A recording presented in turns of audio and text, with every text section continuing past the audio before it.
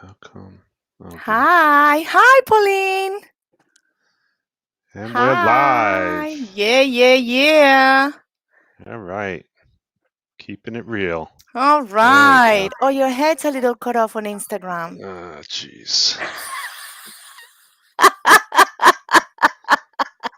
You, we can't see your hair. Killing me today. I'm sorry.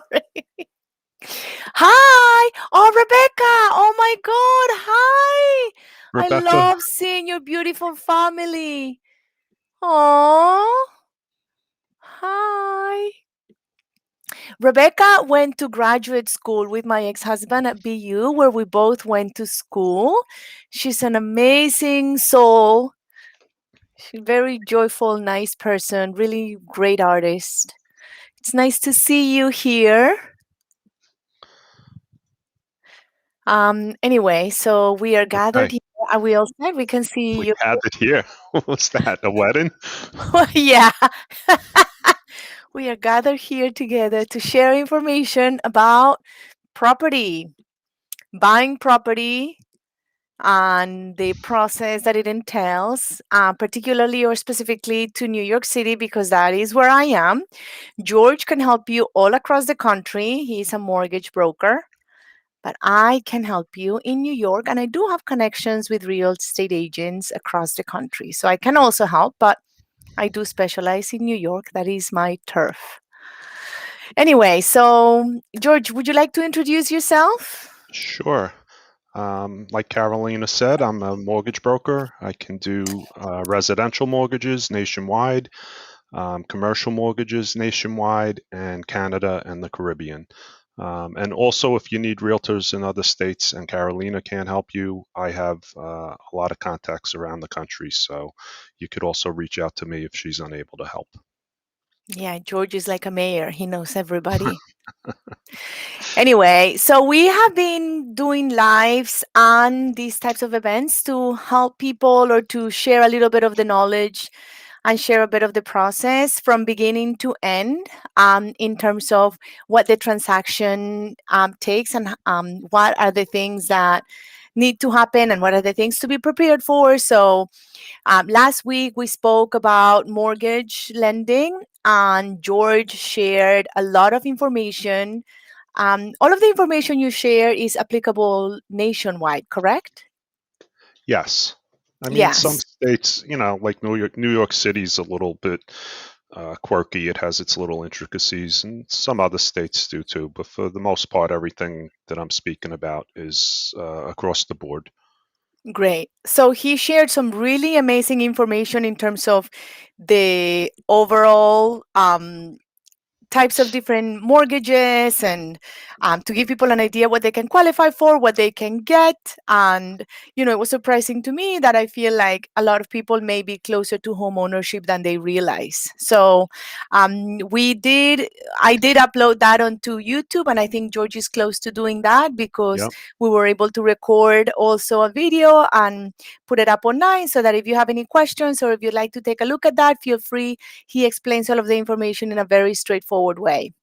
Yeah. And So to I'm Go sorry. ahead. And one thing that you brought up about being affordable, a little over a third of all renters can actually afford to buy a home right now. So if you're renting and you don't think you can afford, reach out to a mortgage broker, let them pre-qualify you, and in some instances, and actually in quite a few instances, um, you actually can be paying the same or even sometimes less than you're paying to rent and you can own. So if you're not sure, reach out to somebody that can help you with that and see where you're at. I think perhaps this would be a good moment to just kind of slip in a little bit of information in terms of why would you want to buy as opposed to rent, right? Can we diverge a little Well, bit, you think? sure. I mean, when you're renting, you're basically paying the landlord's mortgage for him and building equity for her and building equity for your landlord. When you own your own house, a portion of every payment that you make goes towards building equity in your own property. Also, if the market appreciates like it is now, that's equity that's building up in your property without you even doing anything. And you know, that's something you don't get when you rent. Um, I would also like to add that actually purchasing property and signing a long term mortgage is a good way to sort of stabilize your housing costs over the mhm, long term instead yes. of being a quote unquote victim. I don't want to victimize, but it is a way to control how much you're going to pay for housing over a long term, as opposed to waiting for your landlord to increase the rent or the market to Yep. dictate how much you're going to pay for rent. That's number one. And number two is that, as George was mentioning, you're building equity. And in addition to that, you can then, if you need a loan, you can take out a loan against your home. You can build equity so then you can use it for other things later down the line. And I mean, clearly, the end goal is you'll have something that if you choose to, you can hold on to it forever, or you can then sell it. And as George is implying, property does increase value over time. So if you think you're going to be anywhere for, we usually say for longer than 4 to 7 years, we say if you are able to, definitely consider the purchase because that's going to help you leave with more in your pocket when you're ready to move on. Yeah, you brought up a great point about having a stabilized payment. Um, especially if you're on a budget and hey, Tex, if you're on a budget and you need to know what your payment's going to be every month, you don't have that protection when you're renting. You know, Hmm. even if someone you change landlords and that landlord wants to do upgrades to the place, and now they're going to raise your rent substantially, so you are a little bit more at risk. Um, and when you have a mortgage payment that's fixed for 30 years, that's something you don't have to worry about. You know what the payment is, and you're also building equity. So that payment in the long run is actually going to end up being absorbed by some of the equity that you're building as the values appreciate. Hmm. Yeah, so I think that was a good diverging point to take from where we are in the path to sort of home ownership. Because I do think it's important to notice why would you want to buy if you are a happy renter, and again you're building equity. So moving along the path of home ownership, we have spoken about the importance of speaking to your mortgage lender first thing when you're considering to purchase, to avoid making any mistakes that may prevent you from being able to get a loan on the timeline that you are anticipating. And also because you can also have create a certain amount of goals or sort of targets that you can meet to be able to get to your end goal of buying a home within the whatever time you want to. Hi, because it's important to know how long do you need. Like most people don't know, for example, in New York City at least, the sales purchase transaction takes about 3 months. 2 to 3 months, 2 months maybe and change for a condo, 3 months and or 3 months plus for a co-op. Of course, if you're doing a cash purchase, it'll be a lot faster. But in the case when there's mortgage involved, there's more moving pieces, Hmm. right? Yeah. And then, like I'm sure you're going to talk about co-ops too and the other moving pieces there. Exactly. So as we've been touching along a little bit between the differences between the co-ops and the condos, on the condo, transactions can move a little bit faster simply because there isn't the approval of the co-op board, there isn't the need for an interview. However, when you are going onto when you're going into a co-op, because you do need to interview with a co-op board, that adds on about 2 weeks to a month additional of that timeline. And when you are doing the mortgage, there's an additional paperwork that needs to be presented and completed before you're able to get your clear to close, Yep. like the Aztec agreement, right, George? Yeah, they have to make sure that the co-op is approved by the lender. And even if they are, I mean, that still takes time. They have to review all that. And if they're not, they need to get approved, and that can take even longer. So, um, co-ops are definitely a little bit longer process. Even with condos, there's a condo questionnaire that needs to be filled out. That can add some time also, but co-ops tend to take the longest out of any Hmm. type of purchase. Yeah, as a reminder, it's an agreement between three parties, right? Hmm. As opposed to just two, because you're buying shares into a corporation. It's an agreement between the purchaser, the lending institution, and the co op, the corporation, when you're purchasing into. So it's a Right. little bit more of a lengthy process. Hmm. So we had moved on to getting your pre-qualification, your pre-approval, into starting to browse properties, taking a look at properties and seeing what's available out there. There were a couple of reminders or a couple of things that were important to touch upon in this segment, which was um, finding a trusted. You already found a trusted mortgage lender. Hopefully, George will help you. But in the case of a real estate agent, you can also find somebody that's trustworthy. And if you have access to people that have gone through the transaction recently, you can always ask them what their experience was like, who was their lender that they had a good experience with. I'm sorry, not the lender, but the real estate agent that they had a good experience with, and then pass along that information. If you aren't able to get connected with somebody because of a referral, you're always going to be connected when you call a listing. So that is something to be aware of whenever you see a listing online and you click a button or you make a phone call to find out more information about a particular property. They're going to connect you to a buyer's agent. Now, if you're not familiarized with the process, there are different people, at least two agents that are involved in a transaction, right? Typically, there will be the listing agent unless the seller is selling themselves. But there's the listing agent, which is the person that is representing the seller.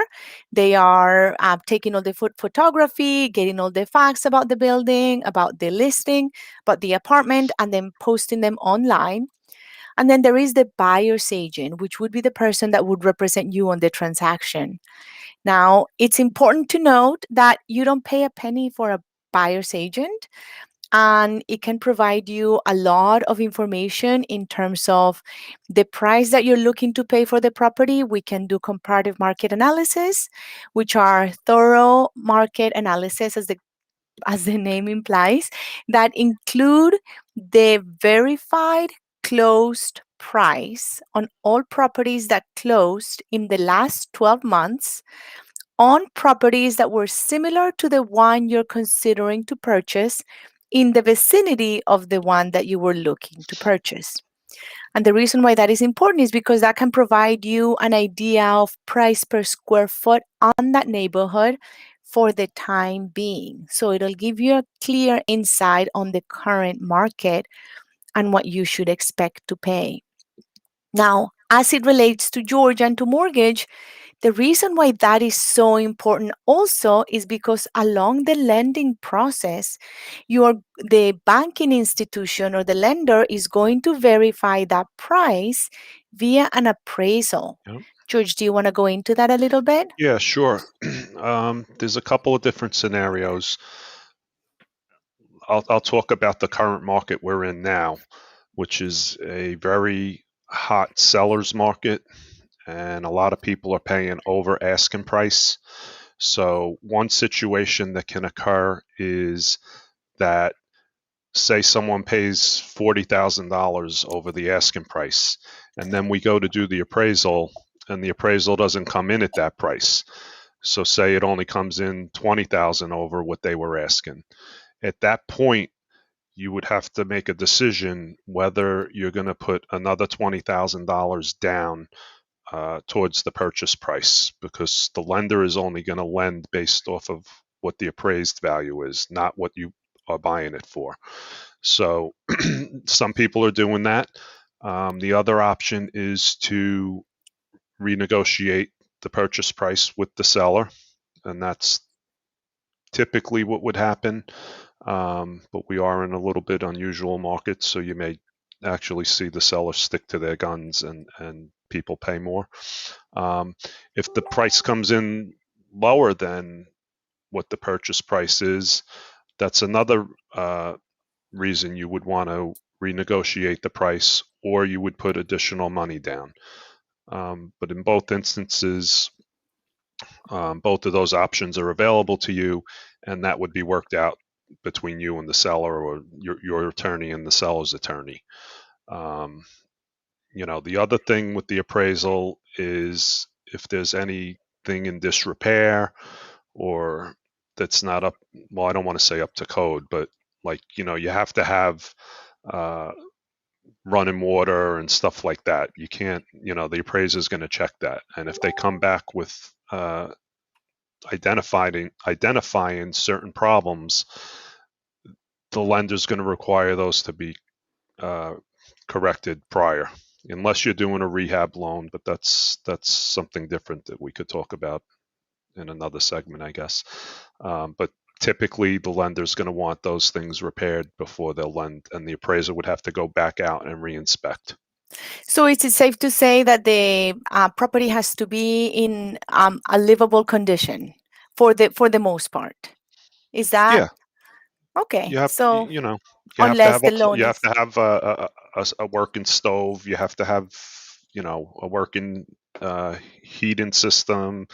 You have to have running water.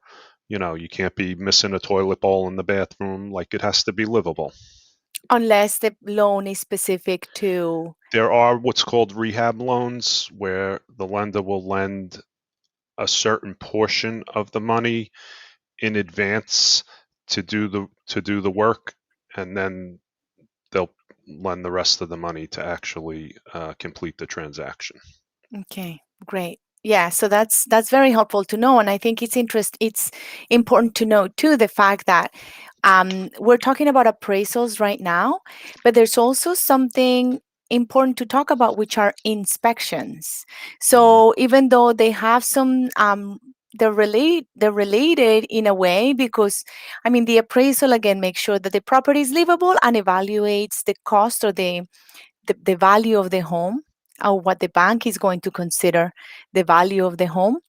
The inspector will check more things like that are quote unquote code, up to code, and they will also inspect things such as electric systems and plumbing. And sometimes they'll go up to a roof and be able to inspect that if there are any cracks, if there's any evidence of termites in the case of like a freestanding home, or if there's any evidence of, I don't know, plumbing systems, leaks. So that is also, I'm getting a little bit ahead of the today's subject, but I think it's important to be able to talk about both of these things, how they are. You would contract, you would hire a inspector to go in and do an inspection of the home, while the appraisal is, or the appraiser is somebody that would go in um, contracted by the lending institution, Right. right? And the appraisal, you would want to do the appraisal after the inspection, because if the inspector finds things that are issue, and you're not able to come to a resolution with the seller on how that's going to be handled, whether they're going to fix it, lower the price, or anything like that, you'd have an opportunity to back out of the deal, and then you wouldn't have to pay for an appraisal. So you do want to do that first before you do the appraisal. Yeah, I mean, oftentimes people will want to do an inspection before they go into contract. You can So, do that. this is, again, it's a little bit jumping out of today's subject, but I think it's a good opportunity to talk about it, since we ultimately want to provide useful information.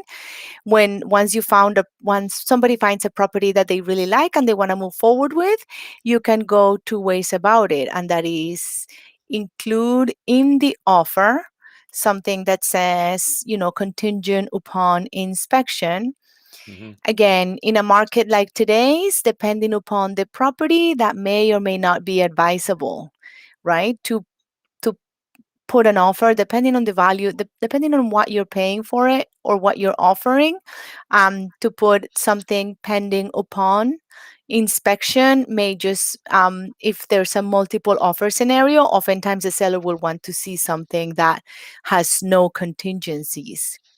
Which Yeah, for if their you purposes, go ahead. get no, no, go ahead, finish. I was going to say for their purposes, it makes sense. And if it's, for example, a condo or a co op, it may very well be fine because you're talking about one piece of the puzzle. It's a whole building and it's one unit. If it's a townhouse, then you might want to reevaluate what your thought process is in whether you want something contingent on an inspection or not.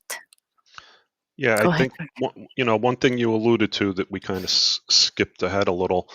Um, Once you find your property and you make an offer and it's accepted, you're going to get an attorney, and that attorney is going to review the contract, the purchase contract. He's going to go back and forth with the seller's attorney to work out any potential issues.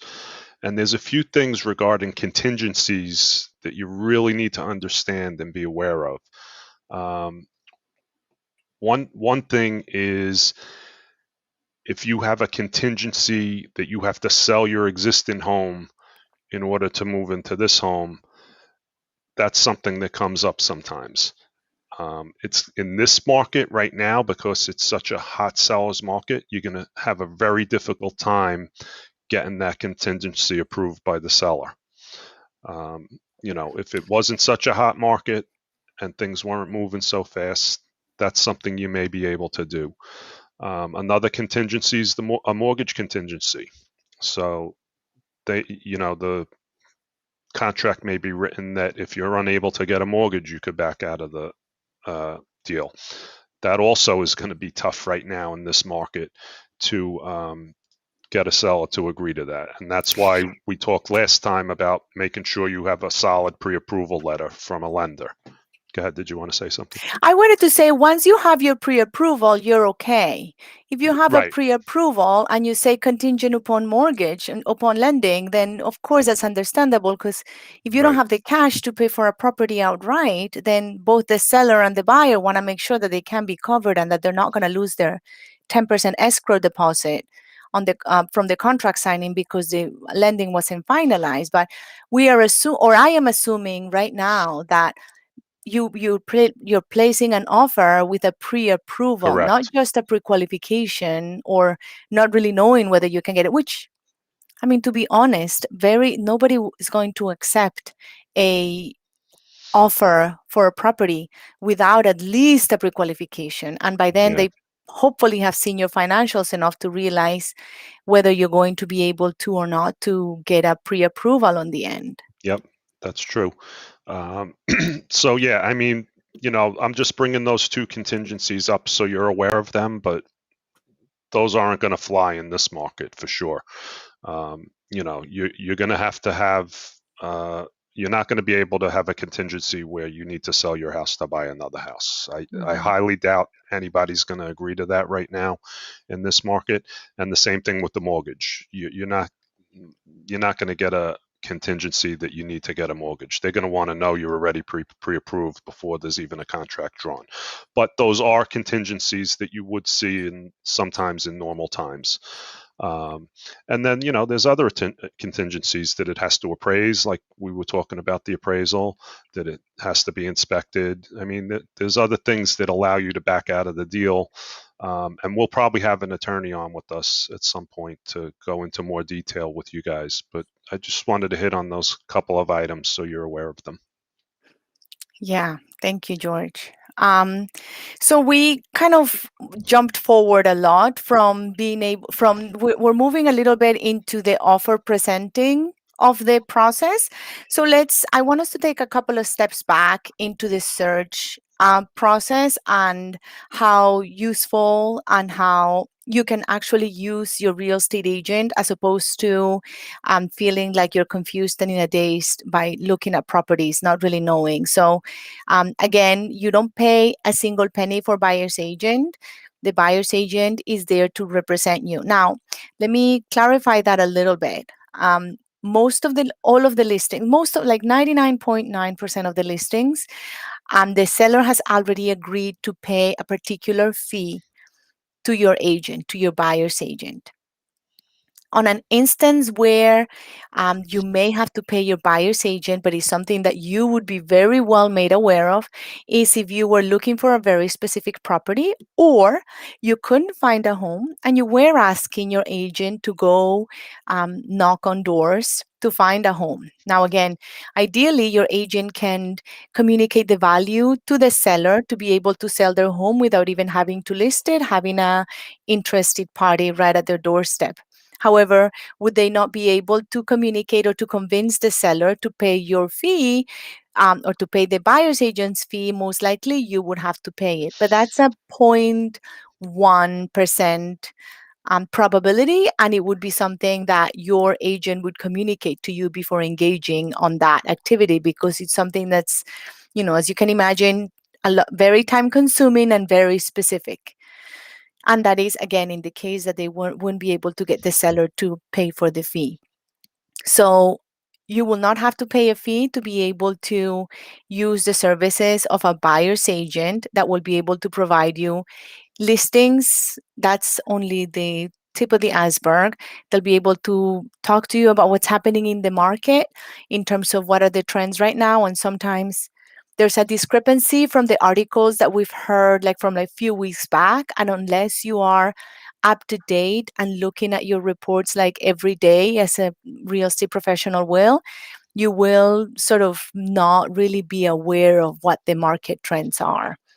Last week, for example, I had a conversation with somebody who was looking to move into the city as a renter, and they thought that they could still get discounts and, talking like nobody wanted to rent. And I said, I'm sorry, the COVID discount is gone. Yeah. And, people are rushing into the city now, and we're seeing inventory leave like at lightning speeds to try to Mhm. coordinate a viewing. The listings are gone already. So the market changes very quickly, especially right now where we're experiencing a transition from COVID to vaccination, and now we are, restrictions have been lifted, so people are ready to get back, and that reflects into a change of market. So real estate professional that you find that you trust will be able to provide you the information.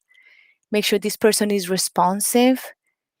I There's a lot of people that are wonderful and they're making a transition into the real estate world, and that's great. But you need to make sure that they can prioritize your search because this is your home you're looking for.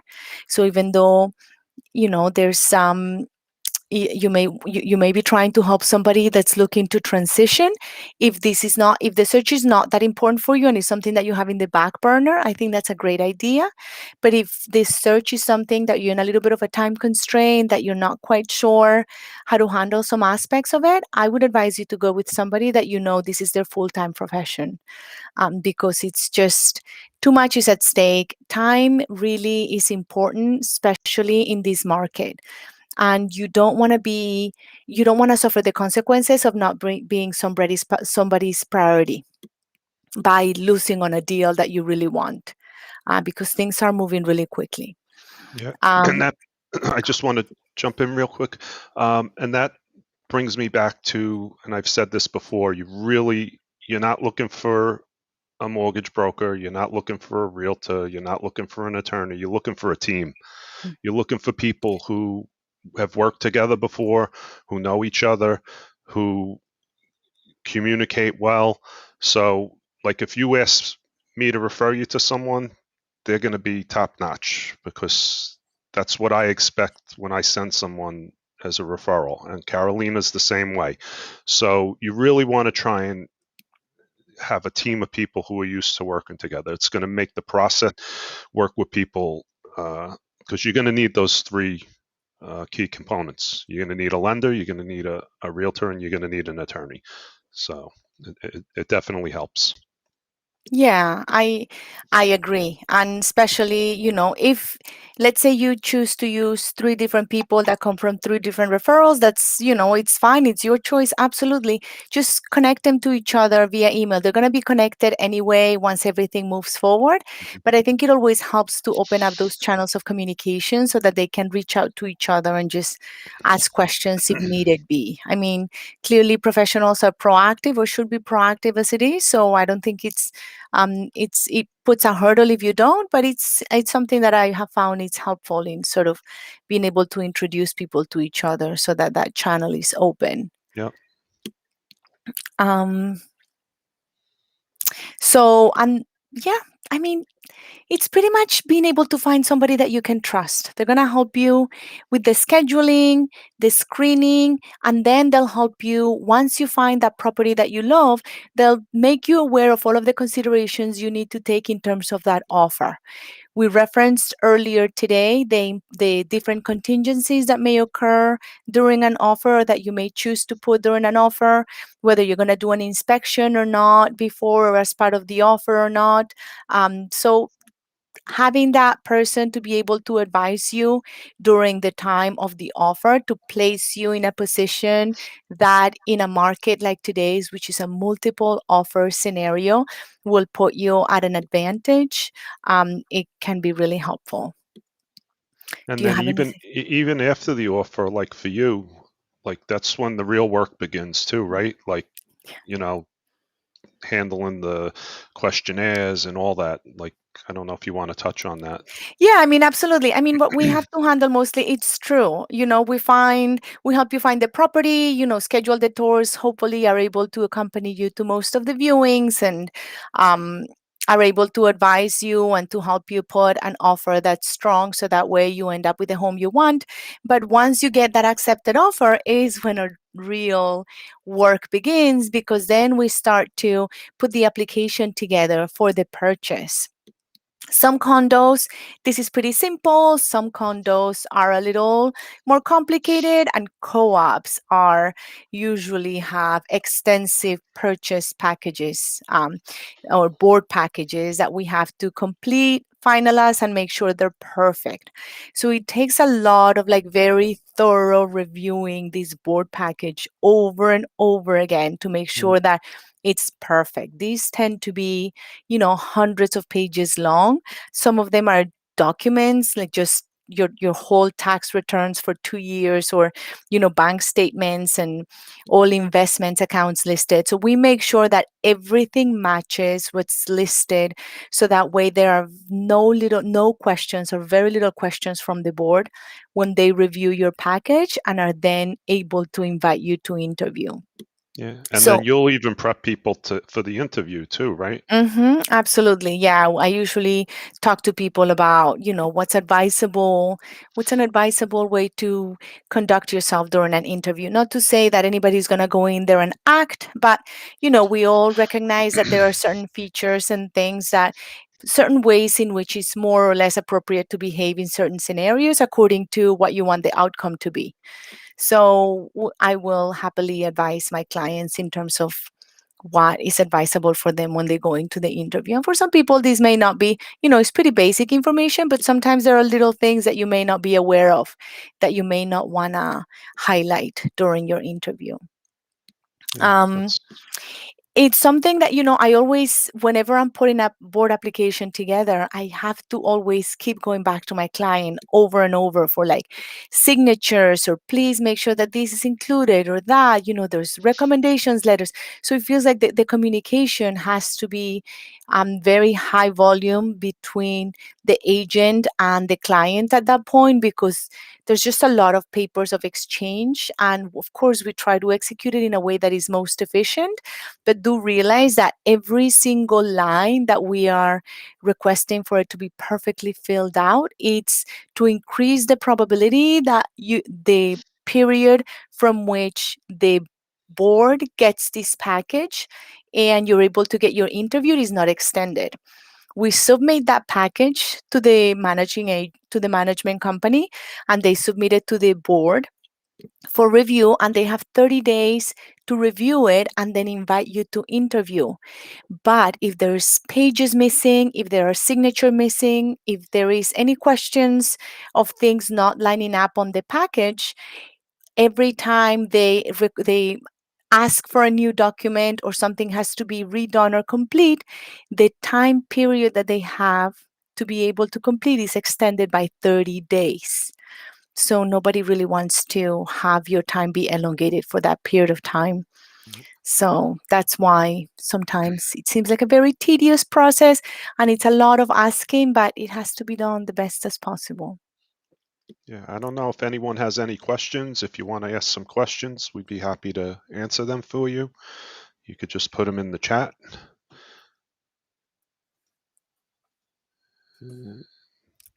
Is there? What happened? Oh, oh, no, I don't want to do that. Oh, hi, Kelly. All right. Well, what do you think, George? I think this is a good point to stop today. Sure. Was there I anything think else we, that you wanted to add about that? no, I think we covered a lot, and we'll continue down the path next week. And when we're done, we'll circle back and do it again. And we appreciate everybody being on and joining us, and we hope you learned something. And if you have any questions, you could reach out to either one of us. We'll be happy to help you answer them for you. Great. So nice to see everybody. And George, thank you so much. Thank you, Carolina. And we'll see you guys later. All right. Bye.